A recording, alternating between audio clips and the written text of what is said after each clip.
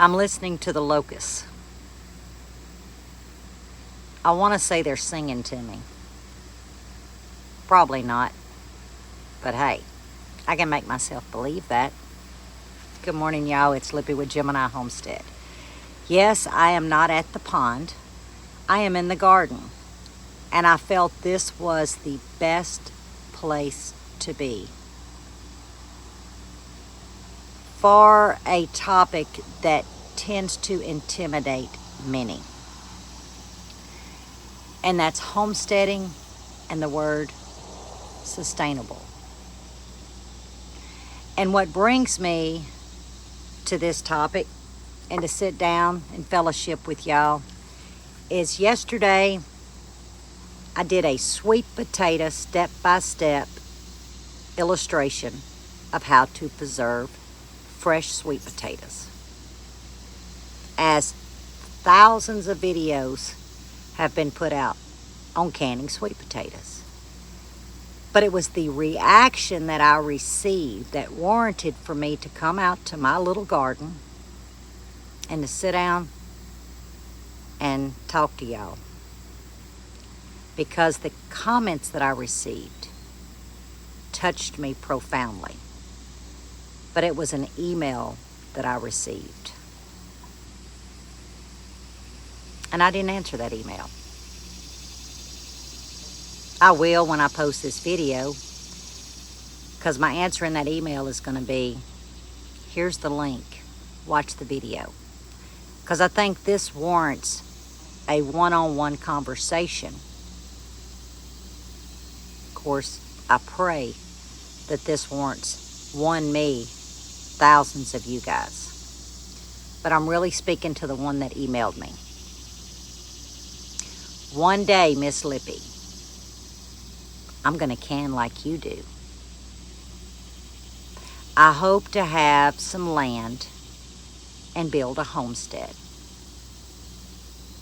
And it went on to some compliments and some struggles, and that's not part of this video, so I'm not going to touch on that.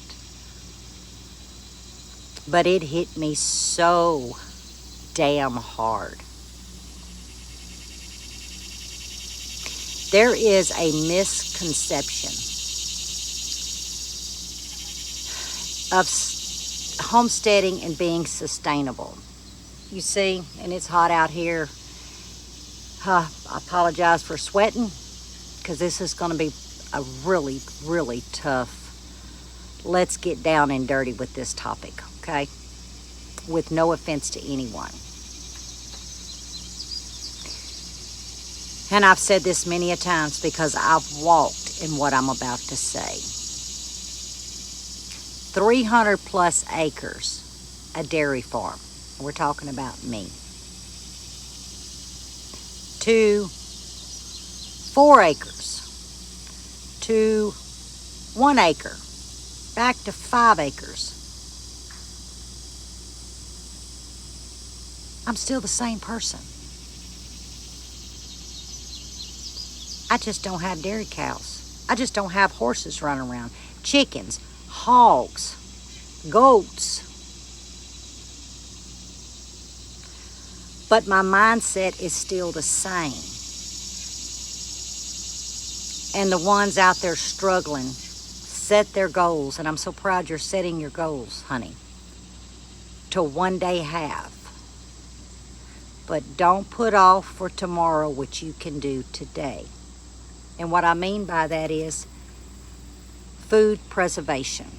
We're not talking about cows. We're not talking about chickens. We're talking about food preservation.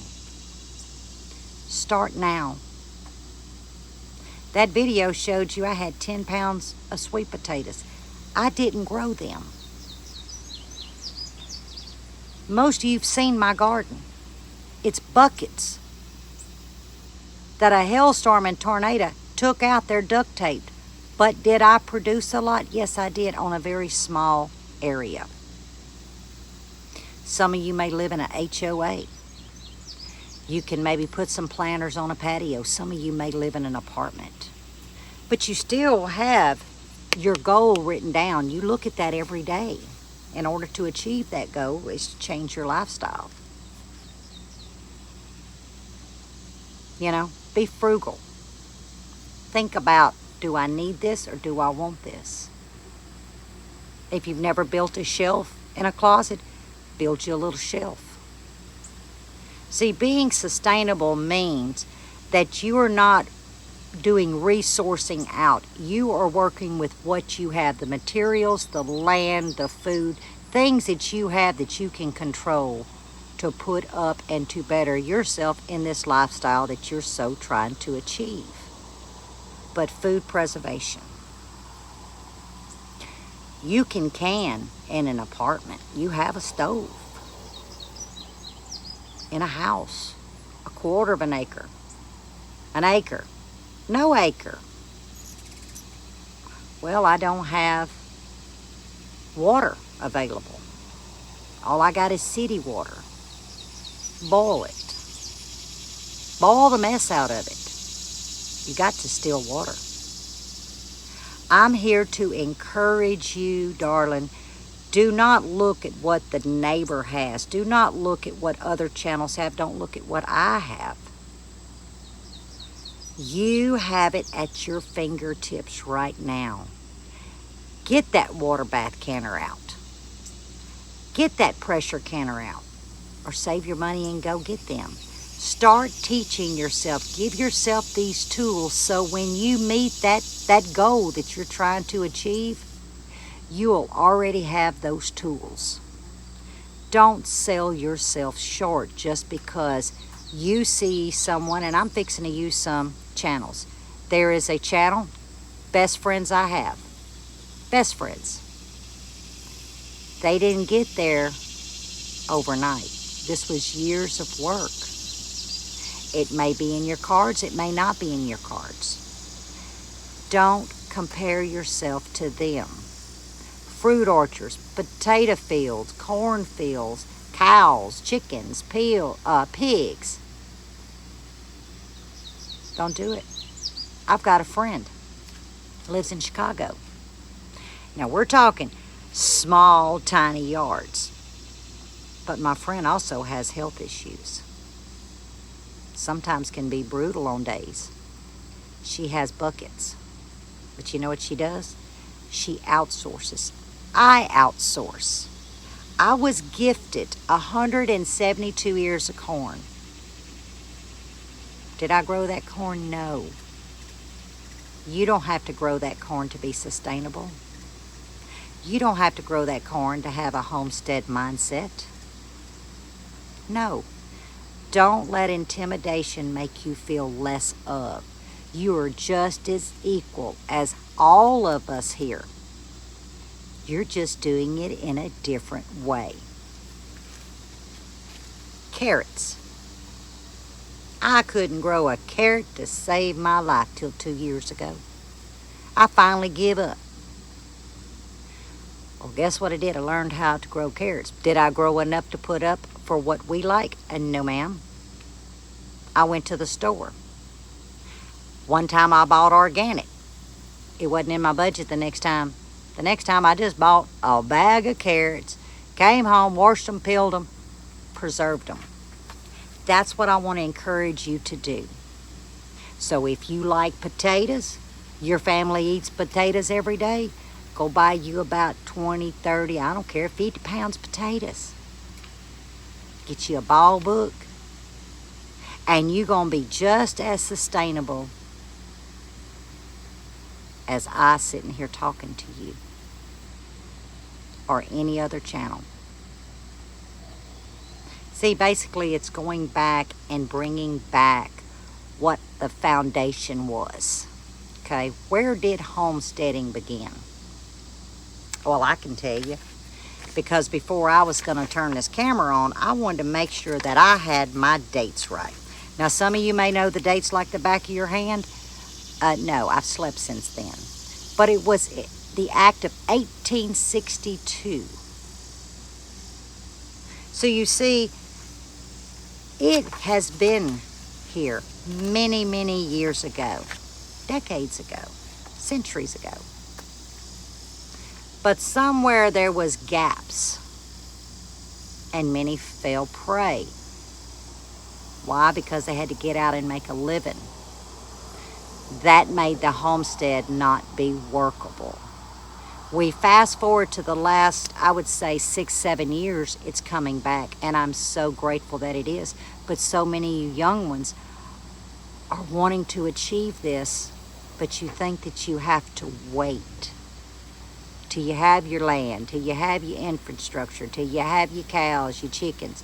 And I'm here to tell you, no, you don't. I'm here to tell you, do it now. Learn now. And everyone that watches this that has experience of food preserving will encourage you to do so. We are your cheerleaders. You know, channels really are out there to help and to teach and to share. Now some, y'all know Lippy, turn the channel. But for the most part, we put ourselves out there to share our knowledge and to help ones like you, darling. And that's why I'm sitting in my little garden talking to you, telling you I appreciate that email. I appreciate the encouraging words. But you know what most I appreciate is you for entrusting me with your dreams and the goals that you have set for yourself. Well, trust me when I tell you, you can do it now. You don't need a big garden. You want to eat farm meat. That's your words, not mine. I'm going to tell you where you can get some. It's as close to you growing it or raising it, you know, and butchering it. And that's VW Family Farm. You can get your beef, your chicken, and your pork. Now, do they know that I'm mentioning them? No. But I respect them that much with the quality that they are putting out. You see, this is not just from hearsay. I have physically seen this. Through a good friend of mine. There's a farmer down the road. I'm sure you can get your raw milk. I'm sure you can get the cream off of it. You can make your butter. There's someone raising chickens if you want farm fresh chickens. You see, all I want to do is give you the opportunity to think outside the box that you feel smothered in, because you're not smothered.